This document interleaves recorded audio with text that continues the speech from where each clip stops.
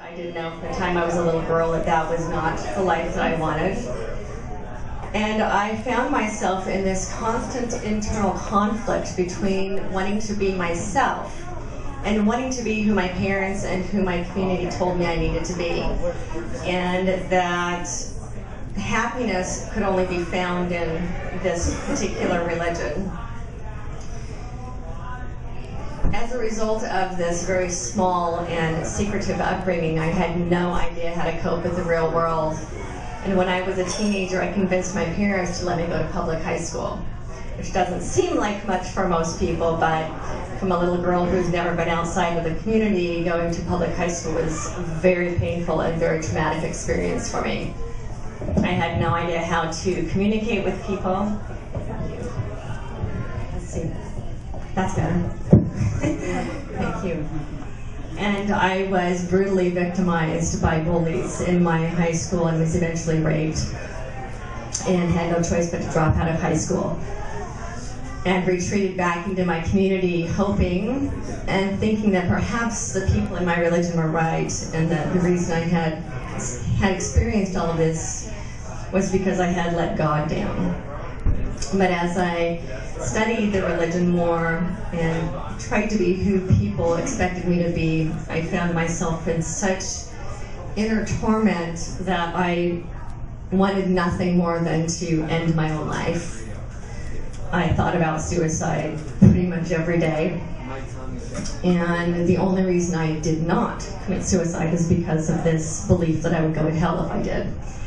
So I chose to live a life of hell instead of take this chance of spending eternity in it. And when I was 17 years old, I started to panic because both of my sisters were married at 17 and I knew that that was not what I wanted. So I made the choice to leave home. I basically jumped in the back seat of an automobile and drove away to Salt Lake City and found myself alone in this city with no education, no social skills, and no one I could rely on. And I really had no choice but to learn how to survive on my own.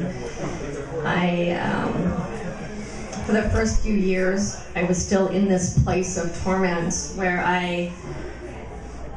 the only reprieve was drugs, alcohol, sex, food, anything that would make me feel better for a few minutes. I was so afraid to tell anyone what was going on inside of me that I did not know that therapy was available to me. I really thought if I told anyone that I would be institutionalized. So I kept all of this pain inside of me until a friend of mine introduced me to self-help books and I started this healing process. Now I can say that this self-therapy I went through, I did manage to liberate myself from a lot of the pain of my past, and I created this beautiful life. I am now married. I've been with my husband for 20 years. I have 2 beautiful children. I've been successful and owned several businesses. I'm now a filmmaker. Yeah. And I'm in the process of now producing 2 documentaries, and I have several books. One that's going to be released in a few weeks called Transcending Fear, The Journey to Freedom and Fulfillment, and it's about my own therapy process. And a couple of other books that are coming out. I also write a blog called The Polygamist Daughter Blog. It's a completely different perspective on polygamy. And I share this story with you for a reason, and that is that deep inside every human being is a desire for peace.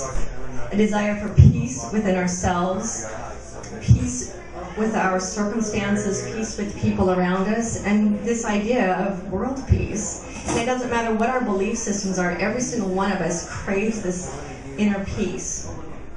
And I've come to a place in my life where I found that. I am completely at peace with my past and with my life and with my circumstances, that I'm actually at a place where I can love my past, because I know that if it weren't for those experiences, I would never be able to do the work that I'm here to do, what I know is my life purpose. And so I know that peace is possible for every single one of us. I also know that, how many of you think that world peace might be a possibility? A few. And I believe that it is, because what I have found is that when we're at peace with ourselves and our own circumstances, then we're able to translate that out into the world around us. We have people who have found that level of peace within themselves, and they use their stories to become coaches, to become teachers, and unfortunately they're only able to reach just a few people at a time. Well, what is amazing is that the film industry has the ability to share this message of love and peace and hope and touch the lives of millions of people at a time. And in that recognition, there's a social responsibility that comes with being part of the entertainment industry. Let's think about this for a minute. People believe what they see and what they hear, and people become what they believe.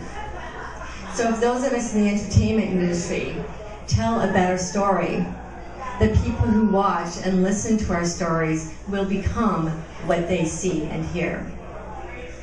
Now there are people who argue that, people just want stories based in fear and anger and all this violence, but I don't think that's true. I think people really want to be inspired. I think people really want to know that they make a difference in the world, and what people really want is peace. So let's give that to them. We're in this amazing time right now where anyone with passion can create a film and make a difference in the world.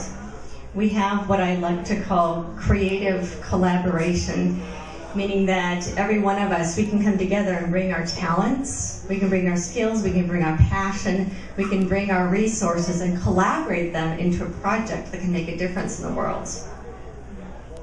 And so my question for each of you is, what role are you playing in bringing this message of hope, love, and peace out into the world? And what are we going to do as filmmakers and artists to use this amazing tool that we have at our fingertips? I don't know about the rest of you, but I'm ready to run with it.